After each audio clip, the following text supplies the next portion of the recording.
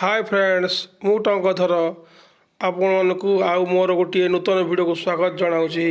दर्शक बंधु आपण को वीडियोटी मुझे विद्यालय प्रिय अतीतर दर्शक स्मृति विषय दर्शक बंधु देखु ये दी जन है आम गाँ स्कूल प्रेसिडेंट आम गाँ स्कूल सब दायित्व मान नौ 10,000 टकर मात्र आजबेस्ट कम करेंगे पागल हो सारे क्या करेंगे चिंता कर आम भाई जन भल भाव से आजबेस्ट आणिक आनु देख ये है रोसे घर आपण पचर देखुवा अंगनवाड़ी पिला जो रोसे घर ये से रोसे शाल ये रोसे हुए छोटा छोटा पिला से बारंदार बस खाद्य खाऊ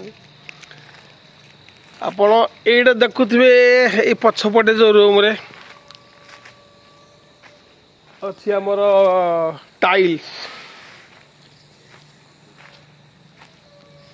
ये टाइल्स घरटा देखते आपण मैंने पछपटे आम यही कठिन बसिक पाठ पढ़ीचु 1999 मसीहा ना सॉरी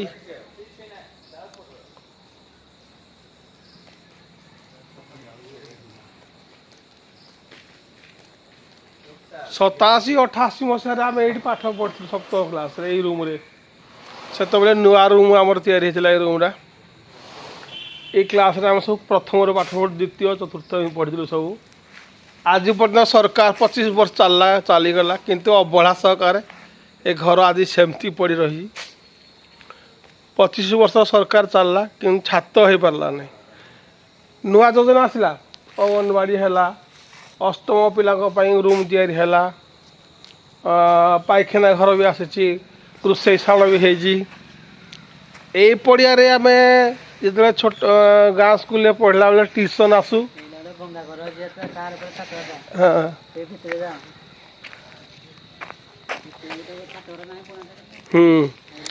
यही जो पड़िया भाई मैंने आमर आजबेस्ट बुझे आम राति क्लास कर स्कूल सरला क्लास करने आसू कि सार आमको मागणार ट्यूशन कराती जेना सार बोली जड़े सार थे घर 8गढ़ सी आमको राति किसी अल्प समय समय बाहर करके पाठ पढ़ाती आम यही पड़िया आपण मैंने देखते यही पड़िया बस रात 9टा बेले खाद्य खाऊ घर आनी पखाड़ भात आलू पोड़ा कि शुखुआ पोड़ा सब बस आराम से खाऊ सब सांग मैंने सेम ब्याच आम समस्ते बसिक सब खाऊ ये घर प्राय से सार मैंने भड़ा रोते जेना सार घर सेपटे थी ये सब गोटे आगु काल जो पुराना कूଅ थिला ये गोटे आंब गछ थिला जो आम डाल माकिड़ी खेल खेलु से गछ आज कालक्रम ना समय परिवर्तन हो स्कूल बाउंड्री चारिपटे सब गोटे गछ थिला जहाँ गाँव गाँवली भाषा कनेर गछ कहुए से गछ सरू सरू थाए डाल से डाल आम स्कूल सार मैंने आमको पाठ न पढ़िले गोटे गोटे पछपटे दि जाए आमर जोटा कि करेन्ट भली लगे आम मान पाठ पढ़ा पर तैयारी होती आम जो स्कूल छाड़ू 87-88 मसीहा बेले से दिन ठू से समय आज जाके पर्यटन घर अच्छी पर आम आम मानकर विदा पर ए घर सब तैयारी होती ए घर अवस्था देखते केमती अच्छी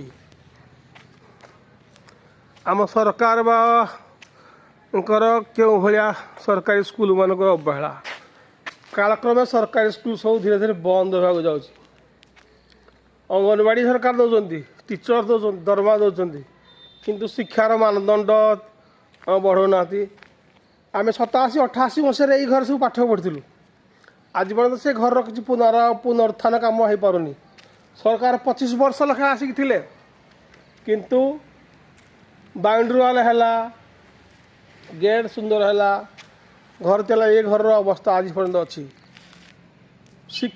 शिक्षार मानदंड कह न सरे केते सुंदर कंक्रीट है देखु ये आम फुटबॉल खेलु जो आमको हाफ आवर रिसेस हुए खाया रिसेस आमको सार मान छोट बॉल दिखती यही पड़िया भितर आम बॉल खेलु खारू खाया न जाई କିନ୍ତୁ ଏବେ ସିନା ଆମ ପରେ ମଧ୍ୟାହ୍ନ ଭୋଜନ ବ୍ୟବସ୍ଥା କରାଗଲା। ପିଲାମାନେ ଯାହା ହଉ ସ୍କୁଲରେ ମଧ୍ୟାହ୍ନ ଭୋଜନ ଖାଉଛନ୍ତି, କିନ୍ତୁ ସେତେବେଳେ ଟାଇମ୍ରେ ଆମ ପାଇଁ ସେତେବେଳେ ବ୍ୟବସ୍ଥା ନଥିଲା। ଆମକୁ ସରକାରୀ ବ୍ୟବସ୍ଥାରେ ବହି କିଛି ମିଳେ, ଆଉ କପଡ଼ା ବର୍ଷକୁ ବୋଧେ ଥରେ ପ୍ୟାଣ୍ଟ ଖଣ୍ଡେ ଲେଖା କି 2 ଖଣ୍ଡ ସାର୍ଟ ଖଣ୍ଡେ ଏମିତି ମିଳେ। ଆଜି ପର୍ଯ୍ୟନ୍ତ ଆମେ ବି ଆମ ଏଇଠୁ ବହୁତ ଲୋକ ଏ ସ୍କୁଲର ଉନ୍ନତି କରି ଡକ୍ଟର ହେଇଛନ୍ତି, ଇଞ୍ଜିନିୟର ହେଇଛନ୍ତି, କେହି ସଫ୍ଟୱେୟାର ଇଞ୍ଜିନିୟର ମଧ୍ୟ ହେଇଛନ୍ତି, କିନ୍ତୁ ଏ ସ୍କୁଲର ଅବସ୍ଥା ସେଭଳିଆ ଅଛି ଏବେ। ଦର୍ଶକ ବନ୍ଧୁ, ଇଏ ହେଉଛି ଆମ ବନ୍ଦା ଗ୍ରାମ ପଞ୍ଚାୟତର ସ୍କୁଲ, ୟୁପି ସ୍କୁଲ ବନ୍ଦା ଗ୍ରାମ ପଞ୍ଚାୟତ। ଆମମାନେ ସମସ୍ତେ ଏଇଠୁ ପାଠ ପଢ଼ିଛୁ। ଏଇ କକ୍ଷରେ ଆମେ ଚତୁର୍ଥ, ପଞ୍ଚମ, ଷଷ୍ଠ, ସପ୍ତମ, ପ୍ରଥମ, ଦ୍ୱିତୀୟ, ତୃତୀୟ, ଚତୁର୍ଥ, କିନ୍ତୁ ଆମ ଅନ୍ତେ ସବୁ ଘର ହେଇଛି। ସେତେବେଳେ ଏଇ ବାଉଣ୍ଡରୀ ୱାଲ୍ ନଥିଲା, ଏଇ କଂକ୍ରିଟ୍ ନଥିଲା, ଥିଲା ମାଟି ଥିଲା, ଯେଉଁଥିରେ କି ଆମେ ସକାଳୁ ଆସିଲା ପରେ ଝାଡ଼ୁ ଝୁଙ୍କଡ଼ା କରିକି ପ୍ରାର୍ଥନା କରୁ।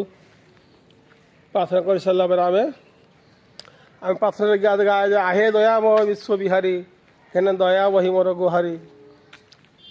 ସୁନ୍ଦର ପ୍ରାର୍ଥନା ବୋଲାଯାଏ।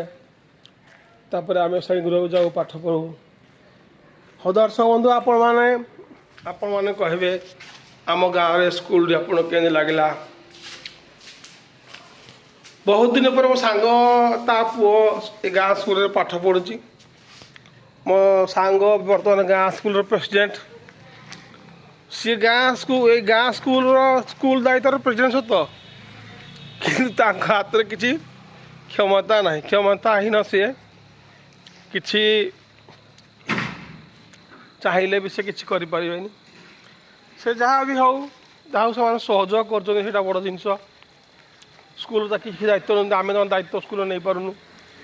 ଏଇ ଆମର ଅଙ୍ଗନବାଡ଼ି କେନ୍ଦ୍ର କେଡ଼େ ସୁନ୍ଦର ଅଛି, କିନ୍ତୁ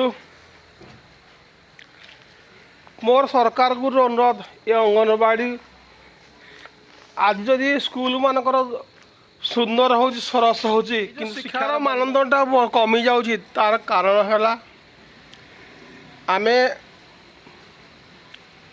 ସମସ୍ତେ କହୁଛେ କିନ୍ତୁ କାର୍ଯ୍ୟକାରୀ କରୁନି।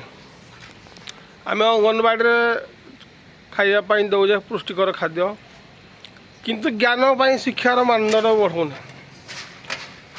ଯଦି ଠିକ୍ ଅଛି ଅଙ୍ଗନବାଡ଼ିରେ ଶିଶୁ ପିଲାମାନଙ୍କୁ ଏତେ ପାଠ ପାଇଁ ପ୍ରେସର ଦିଆଯାଏନି, କିନ୍ତୁ ପ୍ରଥମରୁ ତ ସରକାର ପିଲାମାନଙ୍କୁ ପ୍ରଥମ କ୍ଲାସ୍ରୁ ଯଦି ପିଲାମାନଙ୍କୁ ଇଂଲିଶ ପାଠ୍ୟକ୍ରମର ବ୍ୟବସ୍ଥା କରନ୍ତେ, ତାହେଲେ ଆଜି ଯେଉଁ ପଞ୍ଚାୟତ ଲେବୁଲରେ କି ବ୍ଲକ ଲେବୁଲରେ ସ୍କୁଲମାନଙ୍କରୁ ପିଲାମାନଙ୍କ ସଂଖ୍ୟା କମିବାକୁ ଲାଗୁଛି, ମୋ ମତରେ ମଧ୍ୟ କମିବାକୁ ଧୀରେ ଧୀରେ ଆଉ କମିବାକୁ ପଡ଼ନ୍ତା ନାହିଁ। କାରଣ ପ୍ରାଇଭେଟ୍ ସ୍କୁଲ ଗୁଡ଼ାକ ଯଦି କମ୍ ଦରମାର ଟିଚରମାନେ ଛୋଟ ପିଲାମାନଙ୍କୁ ସୁନ୍ଦର ଭାବରେ ଇଂଲିଶ ଜ୍ଞାନ ହେଉ କି ଅଲଗା ଯେକୌଣସି ଶିକ୍ଷାର ମାନଦଣ୍ଡ ବୃଦ୍ଧି କରିପାରୁଛନ୍ତି, ସରକାରୀ ବ୍ୟବସ୍ଥାରେ ସରକାରୀ ବାବୁଙ୍କର ଉଦାସୀନତା ମନୋଭାବ ପାଇଁ ପଞ୍ଚାୟତ ବା ଗାଁ ଲେବୁଲରେ କି ସରକାରଙ୍କ ଉଦାସୀନତା ମନ ପାଇଁ ଗାଁ ଲୋକମାନଙ୍କର ଗାଁରେ ଥିବା ଛୋଟ ପିଲାମାନଙ୍କ ଶିକ୍ଷାର ମାନଦଣ୍ଡ ବୃଦ୍ଧି କରିପାରୁନାହାନ୍ତି। ଶିକ୍ଷକ ଏବଂ ଛାତ୍ର ଭିତରେ ଯେଉଁ ବନ୍ଧୁତାପୂର୍ଣ୍ଣ ସେଇର ଅଭାବ ଅଛି। ବର୍ତ୍ତମାନ କେବଳ ଶିକ୍ଷାର କାଗଜ କଲମରେ ମାନଦଣ୍ଡ ଅଧିକା ରହୁଛି, କିନ୍ତୁ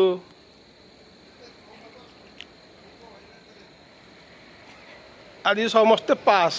ଆମ ସମୟରେ ସପ୍ତମ ପର୍ଯ୍ୟନ୍ତ, ଅଷ୍ଟମ ଦଶମ ସମସ୍ତେ ଆଜି ପାସ୍ ହେଉଛନ୍ତି। ଆମ ସମୟରେ ଥିଲା ପାସ୍ ଫେଲ୍ର ବ୍ୟବସ୍ଥା, ଯାହାଫଳରେ ଗୋଟେ ପିଲା ତା'ର ଭୁଲ ବୁଝିପାରୁଥିଲା, କିଛି ମାତ୍ରାରେ ତା'ର ମାନସିକର ପରିବର୍ତ୍ତନ ହେଉଥିଲା। କିନ୍ତୁ ଆଜି ସବୁ ପିଲା ପାଠ ପଢ଼ିଲେ ବି ପାସ୍, ପାଠ ନ ପଢ଼ିଲେ ବି ପାସ୍। ସରକାରଙ୍କ ହିସାବରେ ଗୋଟେ ଦୃଷ୍ଟିରୁ ଠିକ୍, ଯେଉଁ ଚାଇଲ୍ଡ ଲେବର ଯେଉଁ ବଢ଼ୁଥିଲା ତା କମିଗଲା, କିନ୍ତୁ ଚାଇଲ୍ଡ ଲେବର ସିନା କମିଗଲା, କିନ୍ତୁ ଏ ପିଲାମାନଙ୍କର ଭବିଷ୍ୟତ ଅନ୍ଧକାର ଭିତରେ ଚାଲିଗଲା। ଯେଉଁ ପିଲାଟି ସୁନ୍ଦର ଭାବରେ ପାଠ ପଢ଼ି ଚେଷ୍ଟା କଲା, କିନ୍ତୁ ପାଠ ପଢ଼ିବାକୁ ସେ ଆଉ ଚାହୁଁନି। ସରକାରଙ୍କୁ ଅନୁରୋଧ ଆମର ରହିବ, ଆମେ ତ କିଛି କରିପାରିବୁନି। ଏ ଭିଡ଼ିଓ ମଧ୍ୟରେ ସରକାରଙ୍କୁ ଅନୁରୋଧ, ଶିକ୍ଷାର ମାନଦଣ୍ଡରେ ପରିବର୍ତ୍ତନ ଆଣିବାକୁ आम ग्रामवासी बंधु सरकार को अनुरोध करूँ। दर्शक बंधु नमस्कार जनाऊँगी रही जानी भिडियो रे भल केते मंद केते तार सुविचार आपण मान करेंगे आपण मन को न्यस्त रहा। नमस्कार।